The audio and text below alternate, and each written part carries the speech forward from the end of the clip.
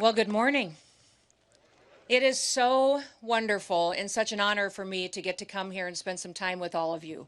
And we're here to talk about how secure this border is and to celebrate that we have 1 year of a secure border and a secure United States of America. I want to say thank you to the gentlemen who all spoke before me and thank them for their leadership. To Paul and Rodney and Todd and Chief, just thank them for all that they've done to lead the men and women of the Department of Homeland Security in carrying out the mission that President Trump committed to fulfill for the people that live in our great country. I also want to thank Tom Homan for being the border czar. He was busy up in Minneapolis today and wasn't able to be here, but we thank him for his leadership as well. But most of all, we thank President Trump for the guts and the love of this country to do the right thing, to make sure that when he talked to the American people, he talked about the fact that what we had going on here in this country under the Biden administration was the greatest humanitarian crisis that we had ever seen in our history, and that it needed to be fixed. And the way that you fix it is you just enforce the law, that you go out there and say the laws need to be enforced and they need to be applied equally to every single person. And that Americans come first because they're the people who have built this country, and that they're the ones who are here working jobs and putting their kids through school and doing the right thing to make sure that our freedom and our liberties are secured. So I want to thank him for his leadership, for the fact that he told the American people what we needed.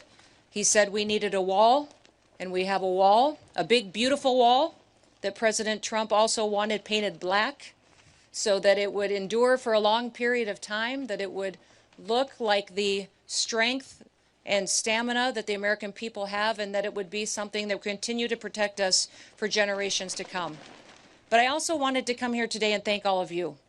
I'm looking out in this group of individuals and I see a group of patriots, people who stepped up during difficult times and led us through challenges, but also are still here today making sure that we continue down the path of what we committed to the American people. I want to thank all the individuals I see from CBP, from ICE, the Coast Guard. I see our law enforcement partners, the Department of War, National Guard, all of our local sheriffs and law enforcement that have partnered with us, and then those individuals who kept the faith, that came alongside of us and encouraged our law enforcement, stood beside them and supported them and their families.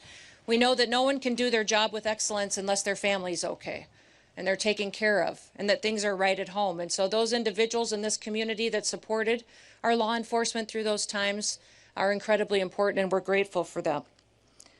The high degree of talent and experience that we have here today is a testament to not just President Trump's commitment, but also to the people that have secured the border and have also worked every single day to make sure that America is safe again. In President Trump's first year back in office, we've delivered the most secure border in American history. And we did it with the immediate aftermath we were facing from that humanitarian crisis that was created from Joe Biden's open border policies. It is so quiet here now today that sometimes we even forget how bad it was just a little over a year ago. And the importance of the accomplishment that has happened over this last year cannot be forgotten. Hardworking Americans all along this southern border were devastated. They were trying to do their jobs, educate their kids, and protect the future when they were handed this humanitarian crisis and saw the horrors of what was happening when millions of people were crossing our border unvetted, when they were trespassing onto private property. We had crimes being committed.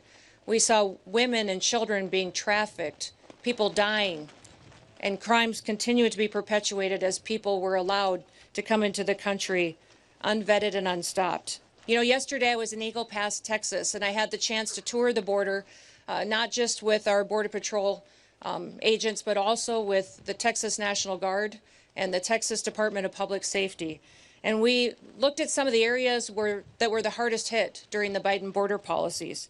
In September of 2023, Eagle Pass saw an unprecedented crisis face them. In fact, they had to declare a state of emergency due to the rush of illegal aliens that were coming into their town and through their community to get into the United States. On one day, they saw over 10,000 people come through that area to get into the United States unvetted and illegally. In just a couple of days, it doubled the population of their town. And it caused a crisis not just for their medical care facilities, their businesses, and their families, but it absolutely crushed them and their economy. And their crime was rampant and overrun. And just last week, or a week or so ago, I got to spend some time in Brownsville, Texas, spent some time with farmers and ranchers. And we talked about what their lives were like just a little over a year and a half ago. How they saw trespassers come onto their property, cut their fences. Their livestock were loose, and sometimes they incurred death there as well. They had crimes, people breaking into their homes and their facilities. They were finding dead bodies on their ranches. In fact, we saw unprecedented death from those illegal migrants that were coming into our country because of the heat exhaustion, and they also were forced into water, and people were drowning because of the crush and the push to take advantage of those open border policies. Those ranchers were talking about how different it was for them now. The fact that their ranches are safe again, that they don't have drug cartels running drugs across their property and down their roads and endangering their children and their schools. Many of the schools in many of these communities had to put up barriers and protections and boulders and rocks just between the roads and their schools to keep their children safe, so they could go in and out and get their education in a way that would protect their lives.